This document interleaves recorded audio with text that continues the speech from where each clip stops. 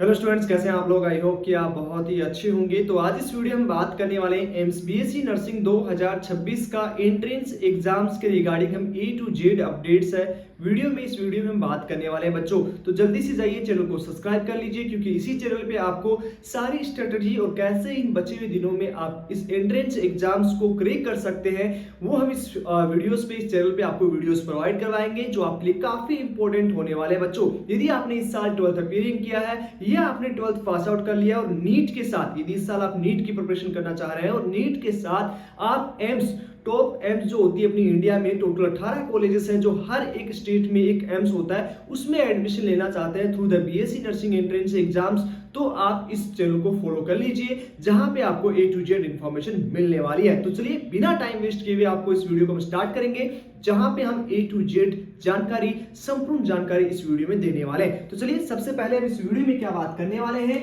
कि एम्स का, यदि आपका ड्रीम है कि आप एम्स से या तो आप एमबीबीएस के या कोई भी एंट्रेंस, कोई भी कोर्सेज करना चाहते हो, एम्स के आप एडमिशन लेना चाहते हैं इन 2026, ओके, तो इसके द्वारा आपका एंट्रेंस एग्जाम्स लिया जाता है एम्स बीएससी नर्सिंग के लिए, ओके। और यदि आप बीएससी नर्सिंग करना चाहते हो, ध्यान से समझने की कोशिश कीजिएगा, इसके फॉर्म, एलिजिबिलिटी, उसके साथ ही साथ क्या कट ऑफ रहेगा, सारी चीजें हम इस वीडियो में डिस्कस करने वाले हैं। तो बीएससी नर्सिंग की बात करें, अब इसका एप्लीकेशन फॉर्म कब तक आएगा, इस वीडियो में क्या क्या डिस्कस करने वाले हैं। इस वीडियो में डिस्कस करेंगे सबसे पहले कि यहाँ पे इसका एप्लीकेशन फॉर्म कब आएगा, ओके।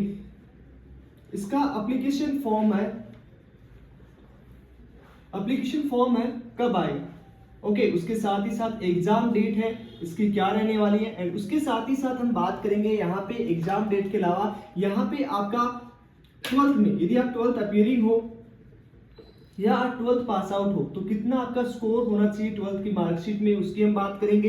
एंड देन हम उसके साथ ही साथ बात करेंगे कि आप यहाँ पे कितना मिनिमम आपको स्कोर करना होगा, मिनिमम स्कोरिंग कितना करना होगा जिससे कि आपका सिलेक्शन हो जाए। कैटेगरी वाइज भी हम बात करेंगे, सिलेबस क्या रहने वाला है, सिलेबस क्या रहेगा वो भी हम बात करेंगे। सारी चीजें कि हम इस वीडियो में डिस्कस करने वाले हैं, कौन कौन कैंडिडेट है वो इस एंट्रेंस एग्जाम्स को दे सकते हैं, एज लिमिट आपकी क्या होनी चाहिए, सारी चीजें हम इसको डिस्कस करने ले। ओके, तो चलिए वीडियो को स्टार्ट करते हैं। सबसे पहले हम यहाँ पे क्या बात करेंगे एप्लीकेशन फॉर्म के बारे में कि एप्लीकेशन फॉर्म कब आएगा। इसका एप्लीकेशन फॉर्म जो है वो बच्चों मार्च टू अप्रैल आता है, ये आएगा आपका मार्च 2026 से लेके अप्रैल मंथ तक।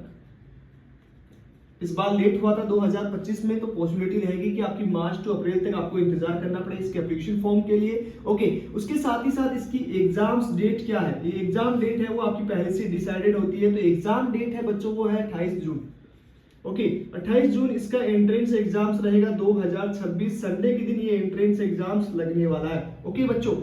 अब इस पैटर्न की बात करें कि किस तरह का पैटर्न रहता है इस एग्जाम में। तो पैटर्न आपका क्या रहने वाला है, पैटर्न यहाँ पे जो रहता है बच्चों वो आपका, सबसे पहले आप 12th पास आउट होना चाहिए, 12th अपीयरिंग होनी चाहिए।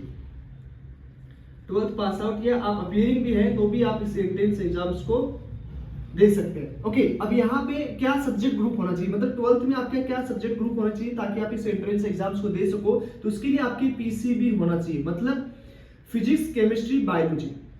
ध्यान से समझने की कोशिश कीजिएगा, फिजिक्स, केमिस्ट्री और बायोलॉजी।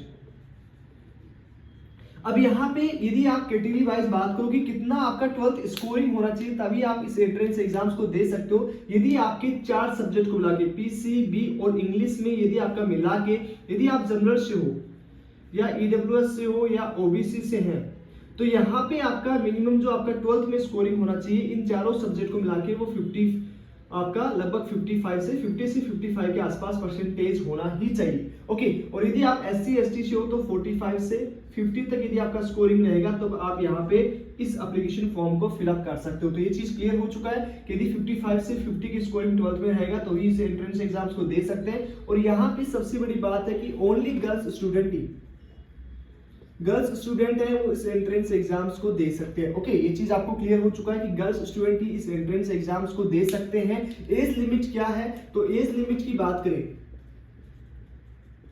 तो यहाँ पे मिनिमम 17 टू 25। ओके 25 साल इसका मैक्सिमम है, 17 टू इसका मिनिमम बच्चों एज रहेगा। ओके ये 25 साल मान के चलिए अप्रोक्सीमेट, लेकिन मिनिमम आपकी 17 एज होनी ही चाहिए। ओके अब यहाँ पे सिलेबस की बात करें, एग्जाम्स पैटर्न की बात कर लेते हैं। एग्जाम्स आपका किस तरह का होने वाला है, सिलेबस क्या रहेगा। एग्जाम पैटर्न की बात करें तो यहाँ पे आपका ये जो एंट्रेंस एग्जाम्स होगा बच्चों, ये आपका ऑनलाइन मोड में होगा, मतलब सीबीटी मोड में आपका ये एंट्रेंस टेस्ट लिया जाता है। उसके साथ ही साथ इसमें नेगेटिव मार्किंग भी रहेगी बच्चों, नेगेटिव मार्किंग रहेगा 1/3। ओके टोटल क्वेश्चंस है वो यहाँ पे आने वाले हैं। क्वेश्चंस कितने आएंगे, तो बायोलॉजी में आपका 30 क्वेश्चन आएगा। किससे आएगा, 30 क्वेश्चंस है वो आपके 11th एंड 12th का सिलेबस, वो हमने वीडियो बना दिया है बच्चों, वो देख सकते हो। वही हम बात करें आपका केमिस्ट्री में भी आपके 30 क्वेश्चंस आएंगे, किसमें 11th एंड 12th में। फिजिक्स में भी आपके 30 क्वेश्चन आएंगे, किससे आएंगे 11th एंड 12th, मतलब ऑलरेडी इसमें जो है वो सिलेबस पूछा जाएगा वो 11th एंड 12th का पूछा जाएगा। और 10 क्वेश्चन आपके जनरल नॉलेज के आएंगे, जीके के आपके 10 क्वेश्चंस बच्चों आने वाले हैं। इस तरह से आपका टोटल क्वेश्चंस हो गया 100, मतलब 100 क्वेश्चंस आपके बच्चों हो चुके हैं, 100 क्वेश्चन आपके हो चुके हैं। अब यहाँ पे टाइम कितना मिलेगा, टोटल क्वेश्चन कितना हुआ 100, टोटल टाइम पीरियड आपको कितना मिलेगा, तो इसमें आपको 120 मिनट मिलता है बच्चों। 120 मिनट में पूरा पेपर आपको करना होगा। नेगेटिव मार्किंग की बात कर चुके हैं हम पहले भी, नेगेटिव मार्किंग जो आपका 1/3 रहेगा, मतलब 3 क्वेश्चन गलत होगा तो आपका 1 नंबर माइनस हो जाएगा। और प्रत्येक जो आपका पेपर रहेगा टोटल वो 100 नंबर का रहेगा, मतलब प्रत्येक क्वेश्चन आपका 1 नंबर का रहेगा। ओके प्रत्येक क्वेश्चन कितना नंबर का रहेगा, 1 नंबर का आपका रहने वाला। तो ये चीज समझ में आ चुका है कि प्रत्येक क्वेश्चन आपका 1 नंबर का रहेगा, नेगेटिव मार्किंग 1/3 आपका रहने वाला है। सिलेबस आपका 11th एंड 12th को आपको फॉलो किया जाएगा, तो 11th एंड 12th सिलेबस को आपको फॉलो करना है। नेगेटिव 1/3 रहेगी, 11th एंड 12th का एनसीईआरटी आपको फॉलो करना है। ओके सीबीटी मोड में एंट्रेंस एग्जाम होगा, टोटल टाइम ड्यूरेशन आपको 120 मिनट मिलेगा। 120 मिनट में आपको पूरा पेपर सॉल्व करना है, सीबीटी मोड में होगा। एग्जाम डेट सारी चीज क्लियर कर लिया है। अब कट ऑफ की बात कर लेते हैं कि कट ऑफ आपका कितना रहेगा, मतलब मिनिमम आपको कितना स्कोर करना होगा, जिससे कि आप एम्स की जो टोटल 1300 सीट है, टोटल सीट की हम बात करें, टोटल सीट की हम बात करें तो 1300 बच्चों सीट 1300 की अप्रोक्स है, प्लस आपका अप्रोक्सीमेट सीट होता है इसमें। और इसमें कट ऑफ कितना होगा, तो जनरल कैटेगरी से है तो 75 के आसपास स्कोरिंग करना होगा आपको। और यदि आप ओबीसी से हैं, ओबीसी से है तो 70 के आसपास, और एससी से है, ईडब्ल्यूएस से है तो भी आपको 72 के आसपास, और एससी एसटी से है तो आपको यहाँ पे करना होगा 55, लगभग यहाँ पे 55 प्लस, और यहाँ पे 53 के आसपास।